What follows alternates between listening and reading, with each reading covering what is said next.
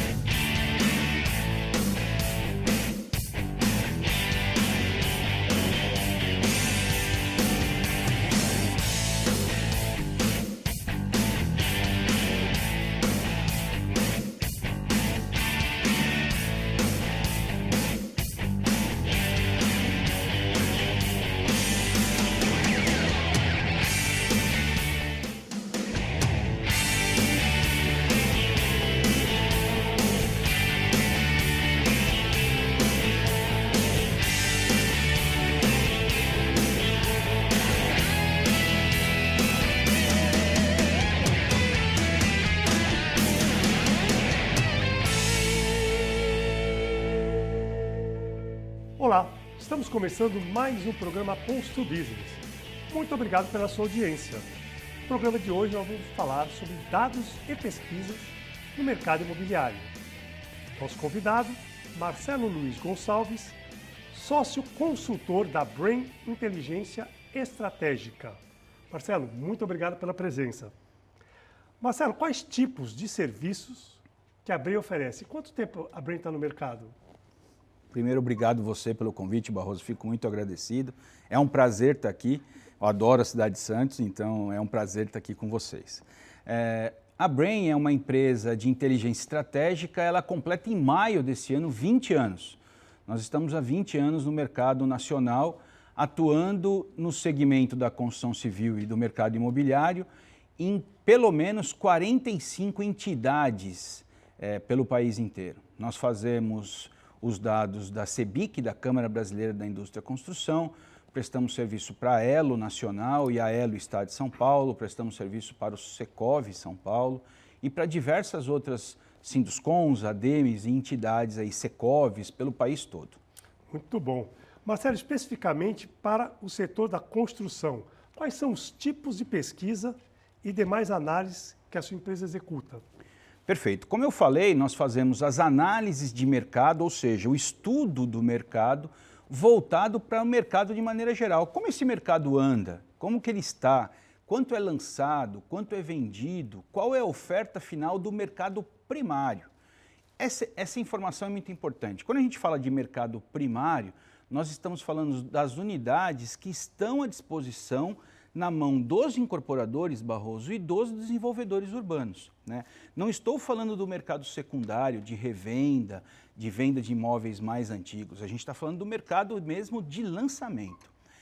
Nós fazemos todo esse mapeamento, mas a empresa, como uma empresa de inteligência estratégica, ela também é responsável por fazer pesquisas quantitativas, estratégias de vendas, qualitativas. Quem está levando o cliente no plantão, por exemplo. Perfeito, estratégias de marketing, né? Nós temos um departamento dentro da Brain que se chama Brain Behavior, que é um departamento recente, que é coordenado por uma das nossas sócias, a Tiziana. Ela é responsável por fazer pesquisas de comportamento. É uma novidade, assim, vocês poderão perceber nas nossas mídias sociais, nós estamos fazendo uma pesquisa de como é o comportamento das pessoas em seus domicílios que se alimentam de maneira vegana ou vegetariana.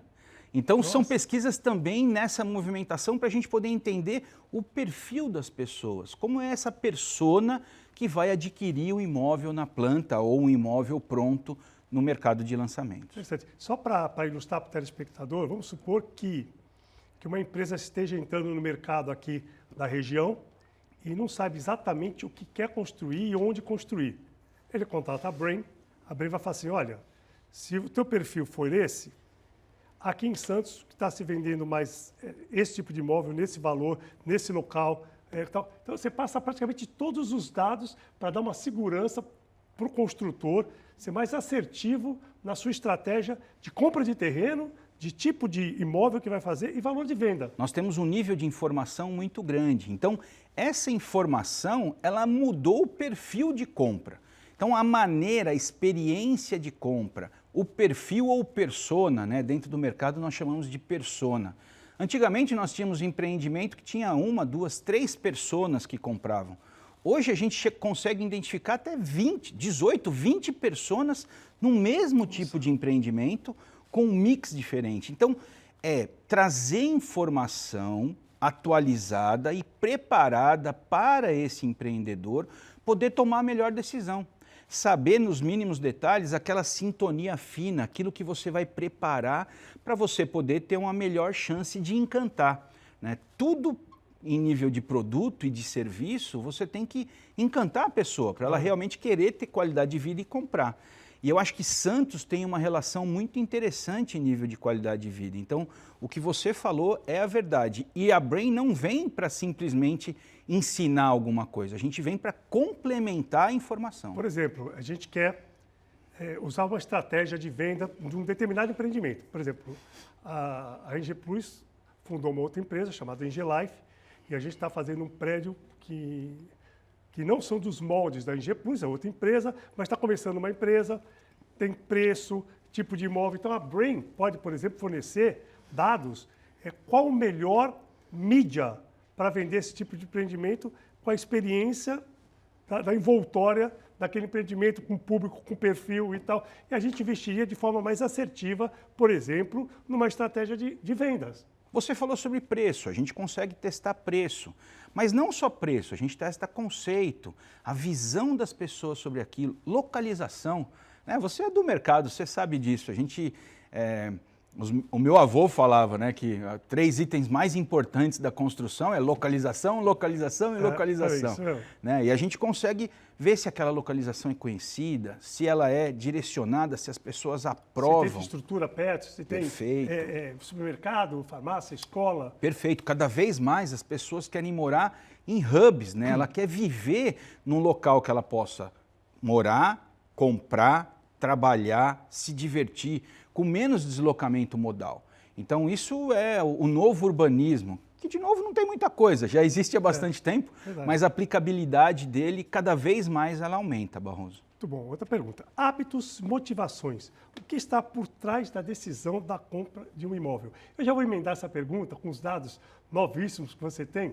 A gente fala muito que o jovem não quer ter carro, que o jovem 18, 17, 20, não quer ter apartamento. Depois dessa respondesse, eu queria que você emendasse dizendo essa última pesquisa que diz a intenção de compra das gerações Y, lá, dos jovens, né? Então, hábitos e motivações que está por trás da decisão da compra de um imóvel e do jovem. É uma verdade que os jovens não querem comprar imóvel e carro? Esse é bem interessante. Quando a gente fala da experiência, né, a experiência ela começa a partir de um desejo. Nós somos um país que nós temos uma intenção patrimonialista. A maioria das pessoas sonham em ter o seu imóvel, né? É uma garantia, é o tijolo, né, Barroso? É aquilo que realmente a gente começa na geração baby boomers, né, que é a primeira geração depois da Segunda Grande Guerra, que os pais passaram por dificuldade e incutiram isso de, poxa, vamos ter um imóvel, a gente tem que ter um lugar seguro. Então isso é uma realidade, o brasileiro é assim. Então a gente almeja, né? Quando se fala muito em quantidade, né, 5 milhões, 6 milhões, que seria o potencial, a necessidade de imóveis no Brasil, a gente tem que separar isso por segmento, né? Lógico que a população de mais baixa renda tem uma necessidade maior. Tanto é que nós separamos o mercado em mercado de necessidade e mercado de desejo. Você vai entender bem isso.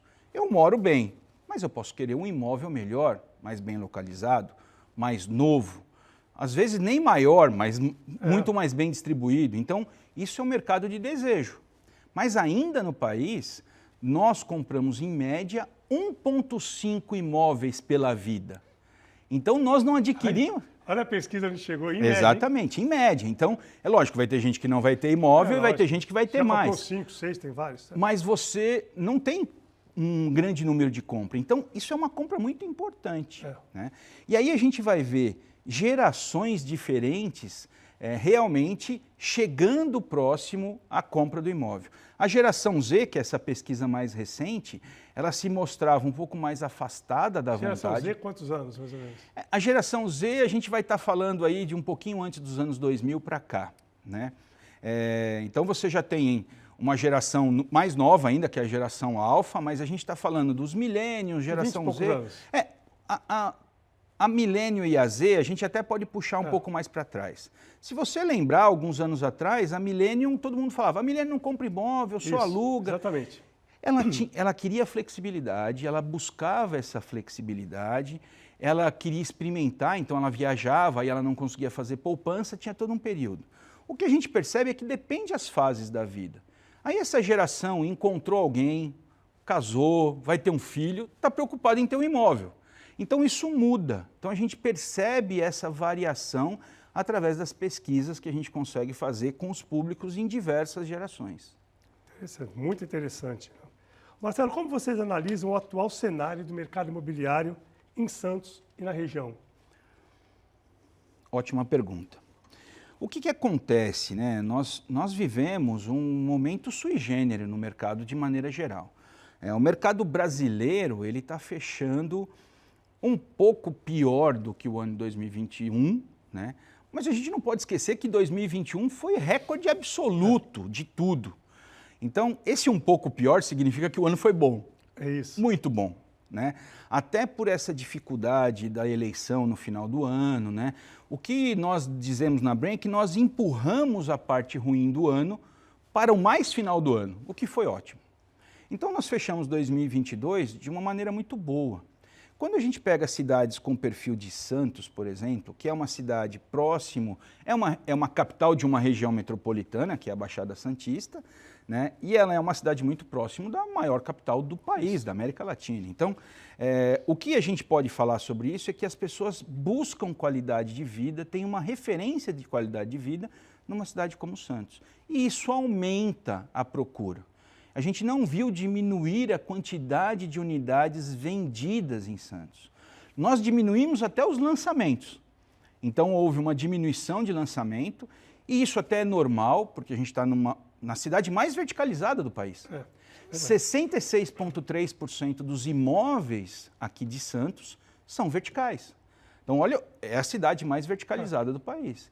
Então, hoje já tem uma escassez, já é difícil você encontrar locais, terrenos. Pode olhar a orla. Não tem. Não tem terreno.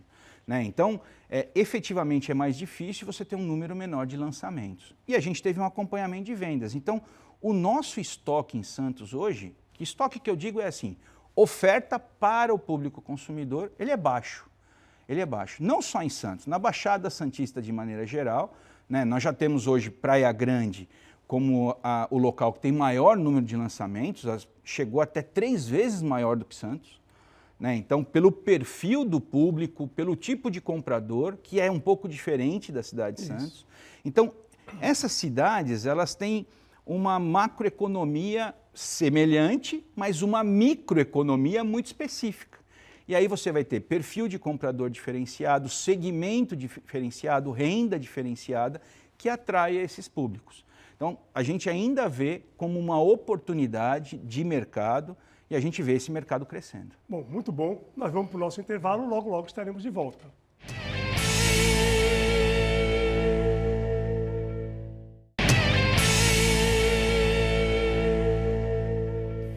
Estamos de volta para o último bloco do programa Constru Business.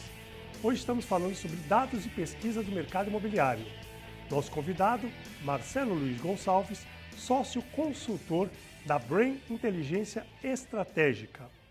Marcelo, passado o período eleitoral, qual a projeção que vocês fazem para o restante de 2023 para o mercado imobiliário? Vamos falar aqui do estado de São Paulo e principalmente da Baixada Santista.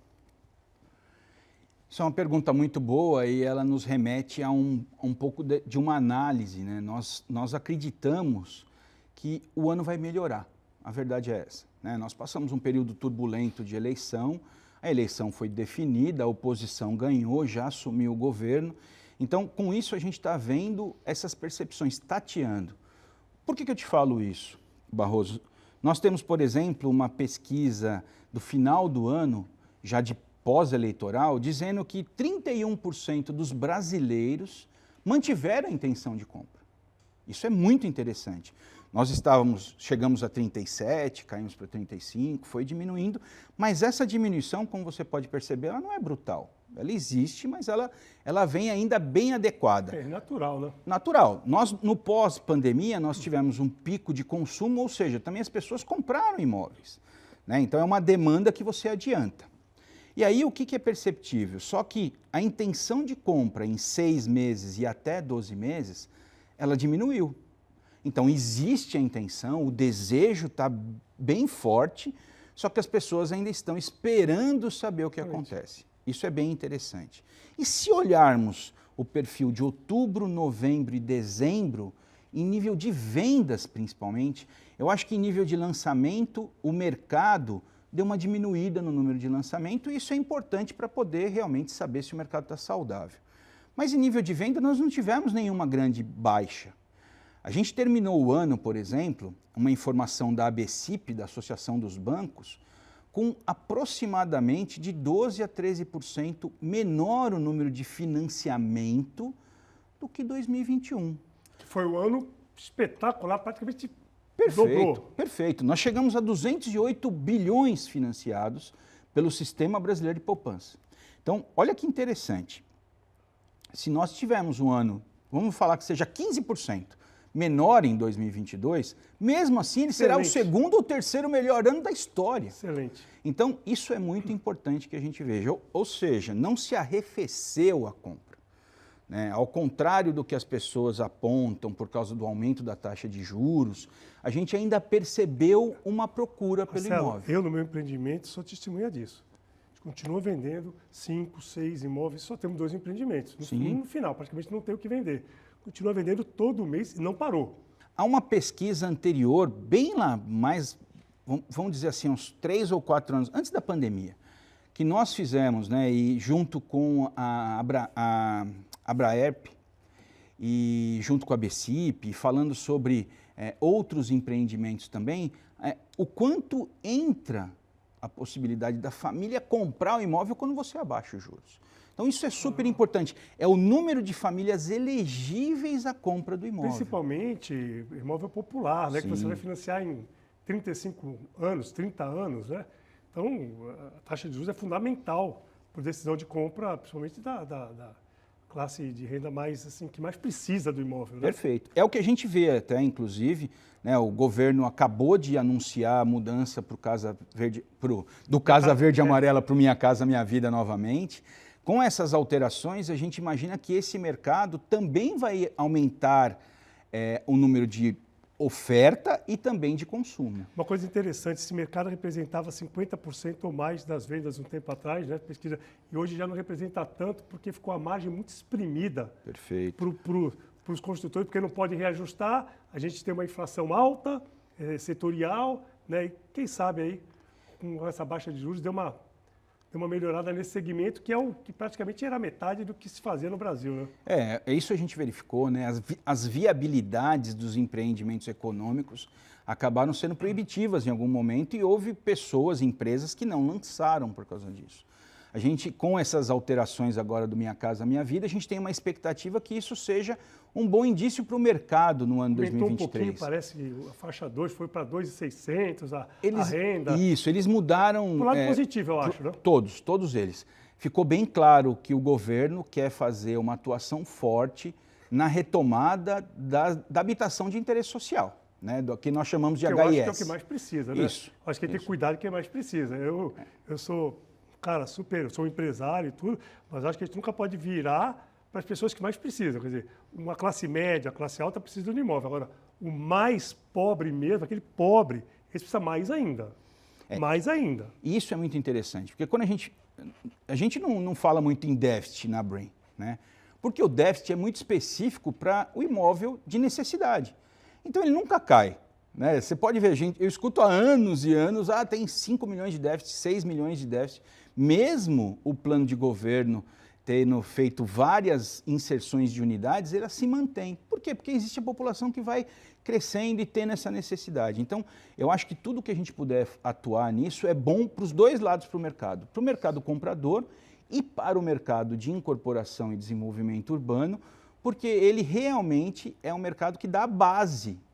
Então, isso é muito interessante para todos nós, né? Eu acho que a gente tem um ano de 2023 com desafios, né?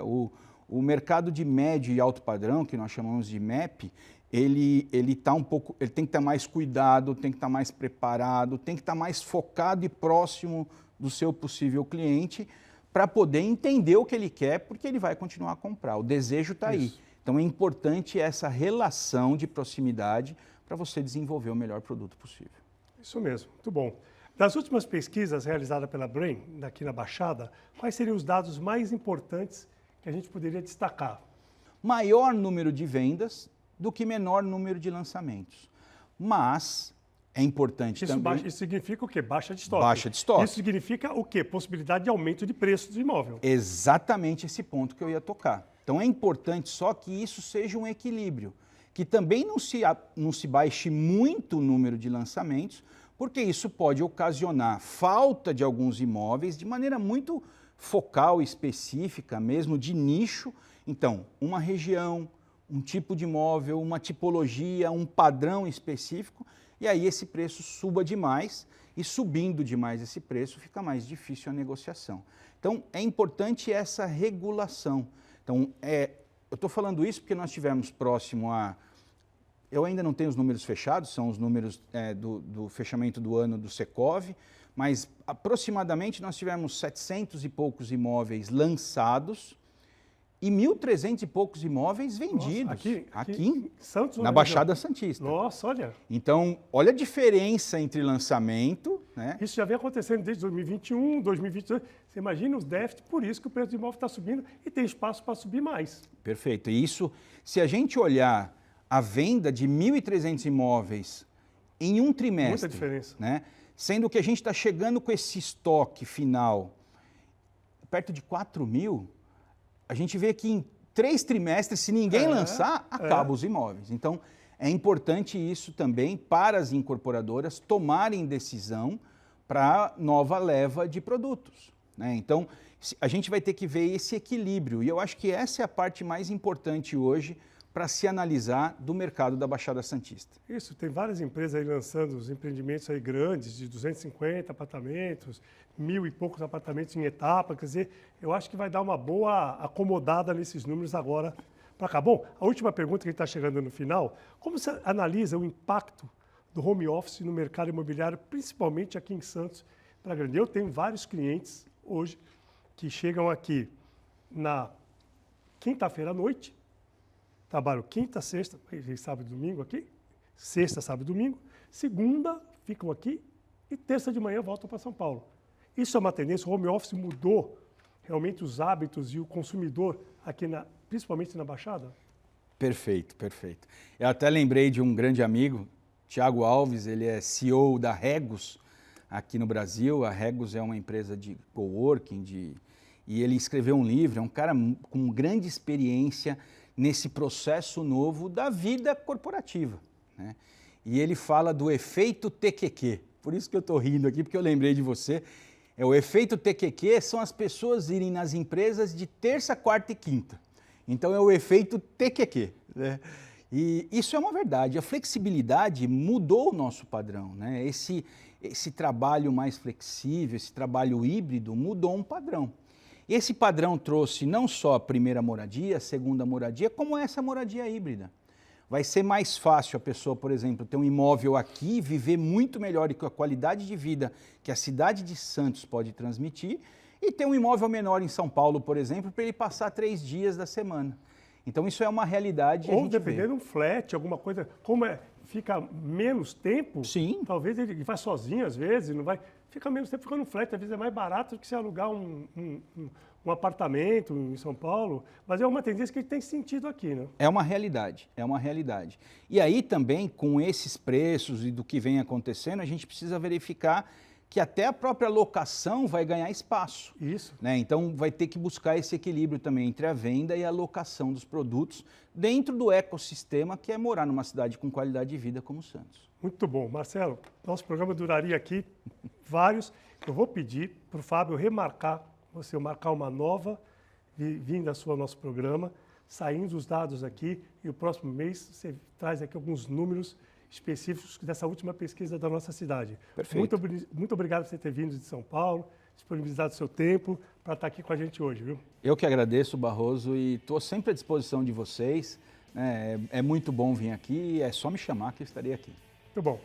Agradeço a audiência do nosso telespectador e quero dizer que, se Deus quiser, na próxima semana estaremos de volta.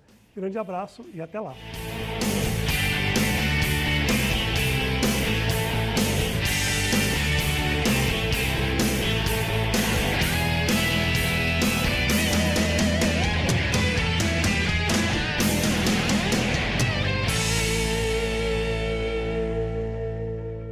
Programa Constru Business. Oferecimento ING Plus Construtora e Incorporadora.